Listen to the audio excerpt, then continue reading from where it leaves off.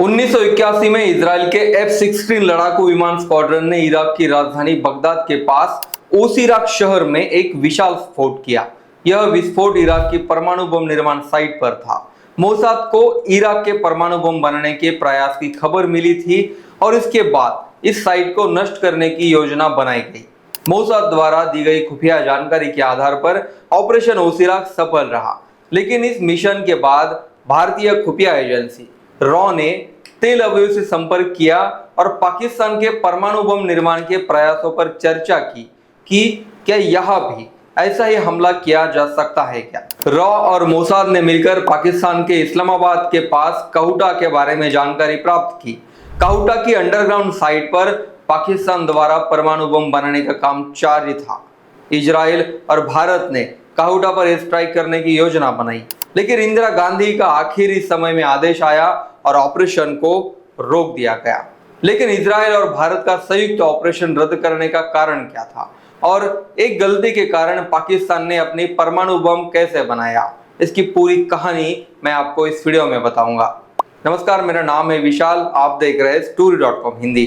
1965 के युद्ध में हार के बाद पाकिस्तान के तत्कालीन विदेश मंत्री जुल्फिकार अली भुट्टो ने द गार्डियन को एक साक्षात्कार दिया था। इस साक्षात्कार में भुट्टो ने कहा था कि हम घास खाकर दिन काटेंगे, भूखे रहेंगे, लेकिन पाकिस्तान को अब अपना परमाणु बम बनाने की जरूरत है।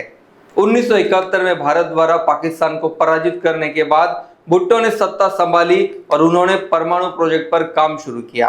भारत ने मई 1974 में पोखरण में परमाणु परीक्षण किया था। इसके बाद भुट्टो ने गुस्से में आकर काम शुरू किया। यह पूरी कहानी पाकिस्तान सेना के सेवानिवृत्त ब्रिगेडियर फिरोज हसन खान द्वारा लिखी गई किताब eating grass the making of the Pakistani bomb में 2012 में प्रकाशित की गई। इस किताब का नाम भुट्टो के उस बयान से लिया गया है जिसमें उन्होंने घास खाने का उल्लेख किया था। पाकिस्तान को परमाणु हथियार बनाने से रोकने के लिए उस समय भारत की खुफिया एजेंसी रॉ ने एक मिशन चलाया।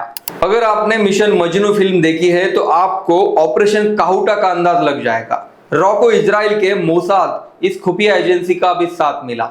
इस्लामाबाद के पास काहुटा में पाकिस्तान के परमाणु बम बनाने के प्रयासों की पक्की जानकारी हासिल करने के लिए रॉ एजेंटों ने वहां काम करने वाले वैज्ञानिकों के बालों के नमूने पास के एक सैलून से लिए थे। ये नमूने भारत भेजे गए, जहां वैज्ञानिकों ने इन बालों की जांच की और इसमें रेडियो एक्टिव गुणधर्म होने का पता लग गया। इसका सीधा मतलब था कि परमाणु संबंधित गतिविधियां काहुटा में हो रही थी। आपातकाल के बाद जब इंदिरा गांधी फिर सत्ता में आई तो रॉ ने फिर से ऑपरेशन काहुटा शुरू किया।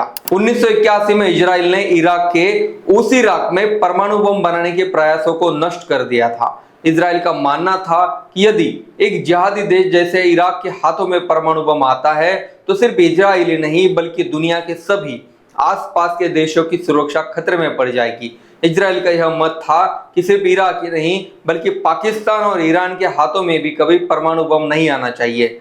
17 मई 1979 को इजराइल के तत्कालीन प्रधानमंत्री मेनाचम बेगिन ने ब्रिटेन की प्रधानमंत्री मार्गरेट थैचर को पत्र लिखकर पाकिस्तान द्वारा परमाणु बम बनाने के प्रयास की जानकारी दी थी। इसके अलावा उन्होंने पाकिस्तान के यूरोप से अच्छे रिश्तों को भी उजागर किया था। इजराइल ने यह चेतावनी दी थी कि यदि पाकिस्तान जैसा गैर परिपक्व देश परमाणु बम बनाता है तो इजराइल में बच्चे, महिला और मध्य पूर्व में क्या हो सकता है। इजराइल ने न केवल चेतावनी दी बल्कि अगले 2 वर्षों में यानी 1981 में इराक के परमाणु बम बनाने के इरादे को नष्ट कर अपनी शक्ति भी दिखाई थी। इस परिप्रेक्ष्य में रॉ ने मोसाद की मदद से पाकिस्तान में ऑपरेशन ओसीराक को लागू करने की संभावना पर चर्चा की, लेकिन पाकिस्तान की खुफिया एजेंसी को इसकी भनक लग गई। रॉ ने काहुटा पर हमला करने के लिए जगुआर विमानों को तैयार रखा और युद्धाभ्यास भी किया था। ये इनपुट्स पाकिस्तान तक पहुंच गए। फिरोज हसन खान अपनी किताब में आगे लिखते हैं कि इसके बाद इजराइल ने भारत को एक नया प्रस्ताव दिया। इस योजना के अनुसार इजराइल के लड़ाकू विमान गुजरात के जामनगर में भारतीय वायुसेना के अड्डे से उड़ान भरेंगे।